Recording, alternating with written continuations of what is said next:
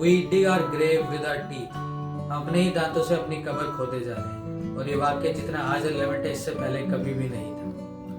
दिन की सबसे इम्पोर्टेंट एक्टिविटी यानी खाना खाना, जिसके लिए हमें सबसे ज़्यादा माइंडफुल होना चाहिए, वही एक्टिविटी हम जल्दी में डिस्ट्रैक्टेड रूप में कभी फ़ोन पे कभी टीवी में बिना चबाए करे जा रहे हैं। बिना चबाए खाने को अपने पूछते जाते हैं, जिससे हमारे डाइजेस्टिव सिस्टम पे ओवरलोड होता है, जिससे हमें बीमारियां मिलती हैं। आज हम उन्हीं कुछ खानों को जो सुपर डेंजरस है मगर जिनको हम हेल्दी मान के खाए जा रहे हैं और इनको हम अपनी रोज़मर्रा की डाइट में इंक्लूड करते हैं, उन्हें डिस्कस करें। रोज़ ये गलतियां करने से हम उन जीन्स को स्विच ऑन कर देते हैं जिनसे हमें बीमारियां मिलती हैं और फिर हम सारी ज़िंदगी दवाइयों के गुलाम बन जाते हैं।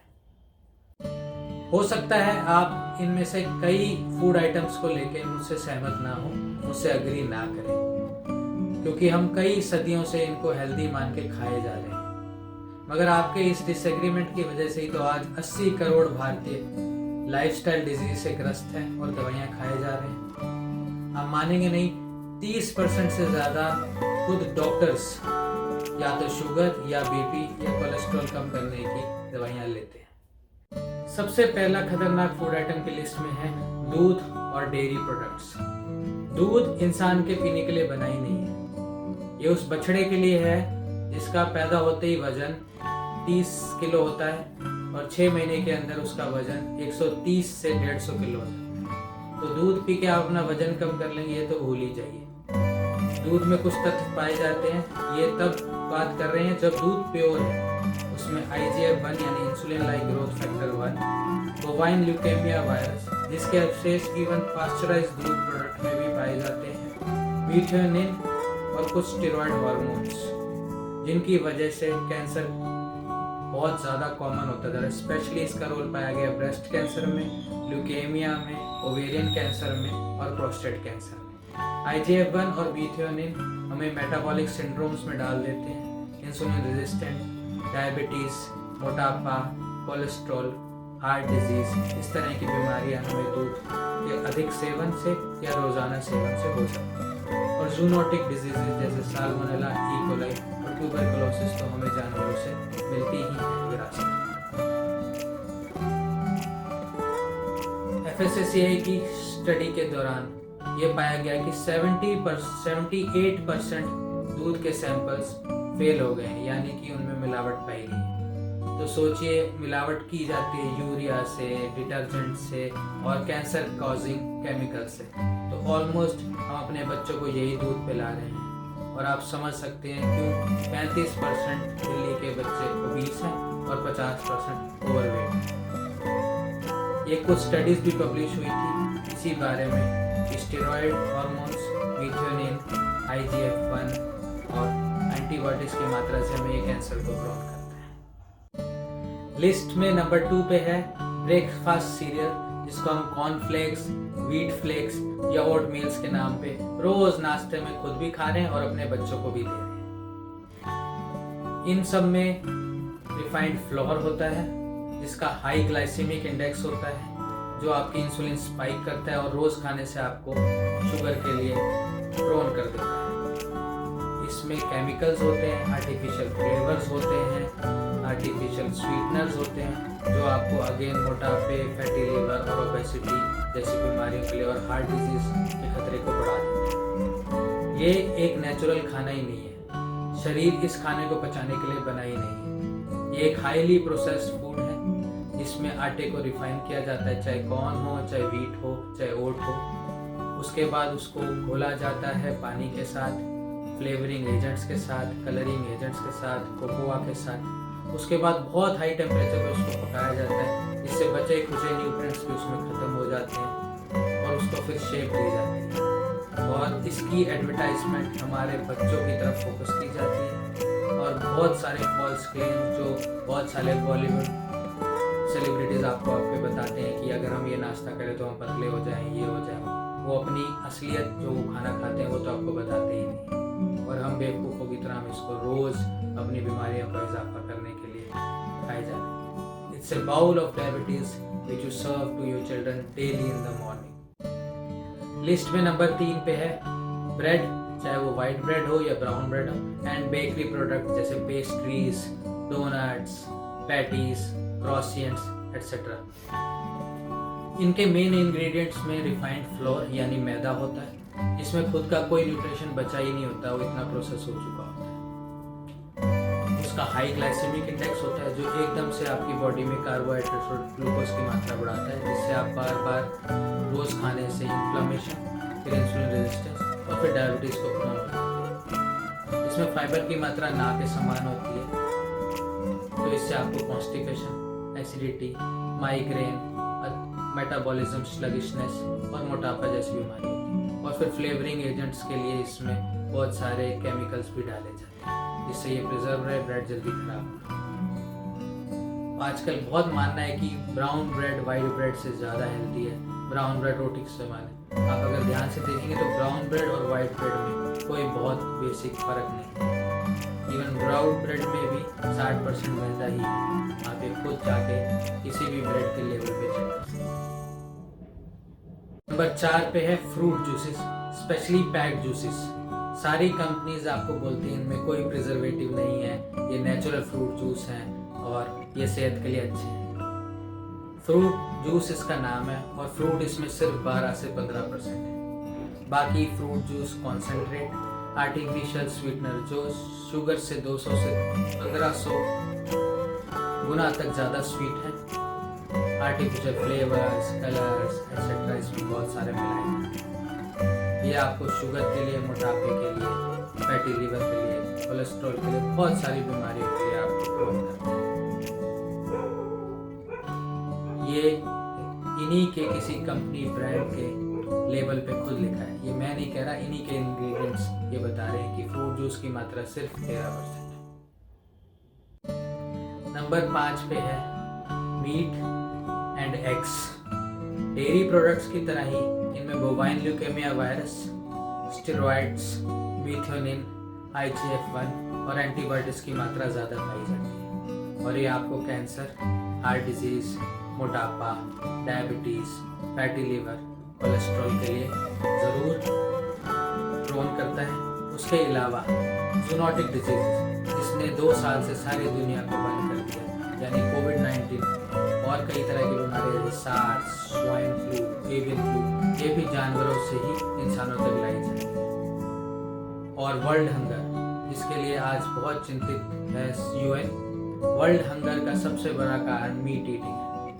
एक आदमी के लिए मीट प्रोड्यूस करने के लिए उतनी रिसोर्सेज, उतना लैंड और उतना वाटर लगता है कि उससे हम 50 से 75 वेजिटेरियंस के लिए खाना उगा सकते हैं। तो आप सोचिए, अगर आप मीट खाना बंद कर दें तो हम वर्ल्ड से हंगर को दूर कर सकते हैं। ऐसी कई स्टडीज पब्लिश हो चुकी हैं जिससे मीथियोनिन के एथ्रोजेनिक इफेक्ट्स को और बोवाइन ल्यूकेमिया वायरस और मीथियोनिन के कैंसर को बढ़ाने के या कैंसर करने के इफेक्ट्स को बताया गया है या पब्लिश किया है।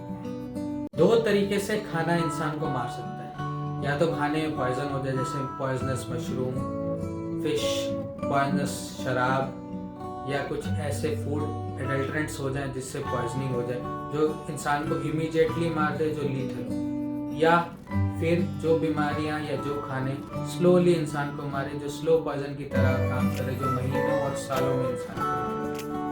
हम इंसान की नेचर है, हम ज़्यादा चिंतित हैं उस बीमारियों को या उस खाने को लेके जो इंसान को इमीडिएट मारे। जैसे कोविड-19 में हम ज़्यादा चिंतित थे क्योंकि ये 15 दिन में इंसान उठता है, और ट्यूबरक्लोसिस जो इससे कई गुना ज़्यादा लोगों को हर साल मार देता है, उसके बारे में हम इतने ज़्यादा ना चिंतित हैं ना सोचते हैं। और फैक्ट ये है कि साल में सिर्फ 3000 मौतें होती हैं पॉइजनस मशरूम या फूड एडल्ट्रेशन या पॉइजनस फिश खाने से, और इसके सामने 3 करोड़ से ज़्यादा लोग हर साल मर जाते हैं sugar, BP, cholesterol, stroke, heart attack और BP से। तो आप सोच सकते हैं रोज़मर्रा की गलतियाँ खाने में की जाती हैं जो वो किस तरह से हमें बीमार करती हैं, किस तरह से हमें मौत की तरफ ले जाती हैं। नंबर 6 पे लिस्ट में है सूप्स, जिसको हम इतना हेल्दी मानते हैं, स्पेशली पैक्ड फूड। सूप्स जो पैक्ड सूप्स मिलते हैं उनमें खाने को टमाटो सूप सिर्फ 10% टमाटो है, चिकन सूप में 10 से भी कम %, और कॉर्न सूप में तो सिर्फ 7% कॉर्न है। बाकी इसमें पाया जाता है refined floor, maida, artificial colours, on floor, preservatives. और ये मैं नहीं कह रहा, ये यूनिलीवर की वेबसाइट ही खुद बता रही है। तो सोचिए, इस सूप को खाने से कोई हेल्थ बेनिफिट हो सकता है क्या? ये इंसान के पचाने के लिए सूप बना भी है क्या? सूप अगर आप फ्रेश वेजिटेबल से घर में भी बनाएं तो ये पाया जाता है कि सूप में यूज होने वाली वेजिटेबल्स, गाजर, टमाटर, कॉर्न, चिकन, इन सब के न्यूट्रिएंट्स को आप एक्सेसिवली हीट करके ऑलमोस्ट नील के बराबर कर देते हैं। तो सूप सिर्फ एक टेस्ट के लिए, एक एपेटाइजर की तरह यूज होता है, उससे बॉडी को कोई न्यूट्रिशन नहीं मिलता, इवन इफ अगर आप उसको घर पे बनाए तो भी। नंबर 7 पे है, जो कि बहुत इम्पोर्टेंट है और आज का यूथ इनको हद से ज़्यादा इस्तेमाल कर रहे हैं। Gym supplements, pre workout, post workout supplements and fat Berners. Gym supplements में अगर ध्यान से देखें तो इंग्रेडिएंट्स हैं वे प्रोटीन या केसिन प्रोटीन, जो मोस्टली आर्टिफिशियली सोर्स्ड होता है। अब आप समझ सकते हैं, अगर 80% दूध ही जिस देश में नकली हो तो वे कहाँ से असली हो। उसके बाद इसमें क्रिएटिन होता है, कैफीन की हाई मात्रा होती है जो 14 से 20 गुना होती है, artificial colours, artificial sweeteners, chemicals, emulsifiers, और कुछ ब्रांड्स में तो इवन एनाबॉलिक स्टेरॉइड्स तक मिलाए जाते हैं ताकि आपको जल्दी रिजल्ट मिले और आप उनको ज़्यादा खरीदें। ये सब इस्तेमाल करने से ज़्यादा कैफीन की मात्रा से आपके हार्ट की रिदम बिगड़ जाती है, आप हार्ट अटैक को प्रोन हो जाते हैं। हो सकता है यही कारण हो बहुत सारे यंग सेलिब्रिटीज की डेथ में, जिनमें अभी बड़ोत, पुनीत राजकुमार, सिद्धार्थ शुक्ला। और अगर इसको कंबाइन कर दें मीथोनिन यानी जिम डाइट, जिसमें 12-12, 13-13 अंडे, आधा-आधा, 1-1 किलो चिकन खाने को बोला जाता है, दूध की मात्रा या छाछ की मात्रा ज़्यादा दी जाती है, तो मीथोनिन के एथ्रोजन इफेक्ट से आप हार्ट अटैक को तो फोकस कर ही सकते हैं। आर्टिफिशियल स्वीटनर और फिलर्स की वजह से sugar, BP, cholesterol, fatty liver, मोटापा जैसी बीमारियां तो होती ही हैं। आर्टिफिशियल प्रोटीन होने की वजह से गाउट और ज़्यादा मात्रा में कैल्शियम होने की वजह से पथरी की बीमारियां बड़ी आम है जिम कोर्स या जिम में यूज़ करने के। फैट बर्नर्स, इनमें सबसे मेन इंग्रेडिएंट होता है क्रोमियम पाइक्लोइनेट, जो सबसे नोन कार्सिनोजन है। अगर इसका इफेक्ट स्लो आता है तो लोग आज जिम सप्लीमेंट या फैट बर्नर खाते हैं और कैंसर 6 साल बाद होता है तो जिम वाले बोलते हैं भाई इससे इसका क्या ताल्लुक है। इनको खुद को कोई मेडिकल नॉलेज नहीं है और इसी वजह से हम लोग इसको यूज़ करे जा रहे हैं। कार्सिनोजन होने के अलावा लिवर पे इसका बहुत डैमेज इफेक्ट है। ये यूज़ करने से आपको nausea, jaundice, digestive problems, constipation, acidity जैसी प्रॉब्लम बड़ी आम। प्लस ये एक न्यूरोटॉक्सिक है, जिससे आप कॉन्सेंट्रेट करने में मुश्किल, आपकी मेमोरी वीक हो जाती है, आप सही समझ से सोच नहीं पाते और आपकी बैलेंस में प्रॉब्लम आती है। नो वंडर यूएस में इतनी सारी ब्रांड्स के सप्लीमेंट्स बैन हो चुके हैं। यूएस की एफडीए एक बड़ी स्ट्रॉन्ग रेगुलेटरी बॉडी है और वो खाने पीने के मामलों को बहुत ध्यान से रेगुलेट करते हैं। और इसको कंपेयर करिए इंडिया से, जहाँ रेगुलेटरी बॉडी इतनी वीक है, जहाँ कुछ भी हम आपको कुछ भी लेबल लगा के बेच सकते हैं।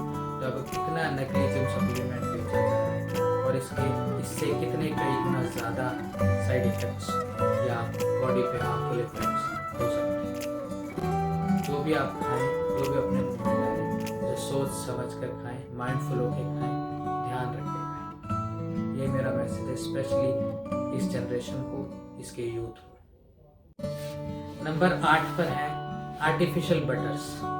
आज के ज़माने में कैलोरीज को ही हेल्थ मान लिया गया है, न्यूट्रिशन पे तो किसी का ध्यान ही नहीं है। तो लो कैलोरी बटर्स बनाने के होड़ में ये कुछ आर्टिफिशियल बटर्स मार्केट में हैं, जिनको हम बहुत ज़्यादा कॉमनली यूज़ करते हैं, जो एक्चुअली एक नेचुरल फूड है ही नहीं, हमारी बॉडी इसको पचा ही नहीं सकती। आर्टिफिशियल बटर सबसे इम्पॉर्टेंट, सबसे कॉमनली यूज पीनट बटर, जिसमें आर्टिफिशियल शुगर्स हैं, हाइड्रोजिनेटेड फैट यानी ट्रांस फैट जो सबसे खतरनाक फैट है, जो वेजिटेबल ऑयल को सॉलिड बना के किया जाता है, skimmed milk powder, artificial colour, sweeteners, preservatives, बस यही केमिकल इसमें है। तो इसमें क्या ही न्यूट्रिशन आप लोग खा रहे हैं। ये नॉर्मल बटर से भी कई गुना ज़्यादा खतरनाक, कार्सिनोजेनिक और कोलेस्ट्रॉल, फैटी लिवर और डायबिटीज पैदा करते हैं। ऐसे ही न्यूट्रीलाइट, इसके इंग्रेडिएंट आप पढ़ें ऑलमोस्ट सिमिलर है, ट्रांस फैट्स,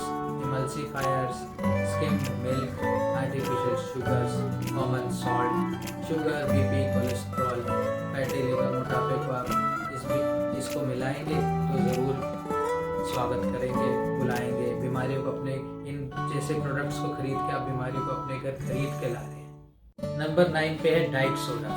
हम इतने कैलोरी कॉन्शियस हो गए हैं कि हम सोडा को भी डाइट लेना चाहते हैं। अब डाइट सोडा के इंग्रेडिएंट्स में क्या है? कार्बोनेटेड वाटर, आर्टिफिशियल स्वीटनर जिसमें एस्पार्टेम और सुक्रोलेस जो कहने को एक नॉन कार्सिनोजन में कन्वर्ट हो जाते हैं बॉडी में, phosphoric acid, malic acid, artificial sweeteners, colours, preservatives. Caffeine की मात्रा इनमें ज़्यादा होती है। अगेन ये आपके हार्ट रिदम बिगाड़ सकते हैं, हार्ट अटैक को प्रॉब्लम कर सकते हैं, शुगर, बीपी, कोलेस्ट्रॉल जैसी बीमारियों को तो आपको बढ़ा ही सकते हैं। इसमें पाए जाने वाले फॉस्फोरिक या मैलिक एसिड आपको ऑस्टियोपोरोसिस, डेंटल कैविटीज या डेंटल केरीज और गैस्ट्रिक अल्सर्स के लिए प्रोन करते हैं। कुछ लोग हमने देखा है कि हर खाने के साथ उनको कोल्ड ड्रिंक चाहिए और उन्हीं को सबसे ज़्यादा एसिडिटी की रहती है और फिर रोज़ सुबह अपने दिन की शुरुआत वो एक एंटासिड खा के करते हैं। नंबर 10 पे है energy drinks and energy bars या प्रोटीन बार्स। इनका चलन आज की यूथ जनरेशन में बहुत ज़्यादा है। एनर्जी ड्रिंक्स में सिर्फ आर्टिफिशियल स्वीटनर्स, बहुत हद मात्रा में caffeine, sucralose, aspartame, artificial colours, sweeteners और थोड़ा सा एडेड सॉल्ट। इससे आपको इमीडिएट किक तो मिलता है क्योंकि कैफीन की मात्रा ज़्यादा है, बट इससे आपके हार्ट की रिदम भी बिगड़ती है, हार्ट अटैक आने का खतरा बढ़ता है अगर आप इसको रोज़ यूज़ करते हैं। और कुछ लोग तो दिन में 3 से 4 ये यूज़ कर लेते हैं, जो इवन रेड बुल के ऊपर लिखा गया है कि प्रेग्नेंट वुमेन को अलाउड नहीं और एक दिन में 2 से ज़्यादा मत लीजिए। बाकी मेटाबॉलिक सिंड्रोम क्योंकि आर्टिफिशियल स्वीटनर की मात्रा ज़्यादा है तो diabetes, insulin resistance, cholesterol, fatty liver और ओबेसिटी को तो आप होंगे ही। एनर्जी बार्स में भी इसकी तरह रिफाइंड फ्लोर है, कैफीन है, आर्टिफिशियल स्वीटनर्स हैं, बाकी कुछ प्रिजर्वेटिव्स हैं और इसको हम बहुत लोग एनर्जी के कई बार तो नाश्ते के कॉफ़ी के साथ बस एक एनर्जी बार खाई और हो गया हमारा नाश्ता। ऐसे बहुत यूथ जिंदगी जीते हैं तो सोचिए उनकी दिन की शुरुआत ही बीमारियों के साथ हो रही है। Ultimate insult to our health. ये सब खाने हमने अलग अलग तो जान लिए, समझ लिए, मगर इनका कॉम्बिनेशन जब हम करते थे तो उससे ज़्यादा बड़ा इंसल्ट अपनी हेल्थ को कोई नहीं करते। और सोचिए ये कितना कॉमन है, नाश्ते में सीरियल्स लेना, दूध के साथ लेना या जूस पी लेना। आजकल शाम को बच्चे ट्यूशन जाते हैं तो ट्यूशन जाने से पहले एक पैटी, एक कोल्ड ड्रिंक तो बड़े आम है। जिम गोर्स दुनिया भर की जिम की डाइट जिसमें अनगिनत अंडे, चिकन, मटन वो खाते हैं जिससे उनके एस्ट्रोजेनिक इफेक्ट पड़ता है। उनकी आर्टरीज उम्र से पहले ही बूढ़ी हो जाती है। 40 की उम्र पे वो आर्टरीज ऐसे हो जाती है जैसे वो 70 के हो। साथ में वो जिम सप्लीमेंट्स और हाई कैफीन अपनी डाइट में डाल लेते हैं और अगर एनर्जी ड्रिंक और मिला लेते हैं तो सोचिए कितना प्रोन हार्ट अटैक हो जाता है। तो चॉइस बड़ी सिंपल है, या तो आप चूज कीजिए जो इंसान ने बनाया है और या फिर आप चूज कीजिए जो नेचर ने आपको बना के भेजा। या तो आप एक प्लेटर चूज कीजिए जिसमें बीमारियां भरी पड़ी हैं, या फिर आप एक healthy whole food green leafy vegetable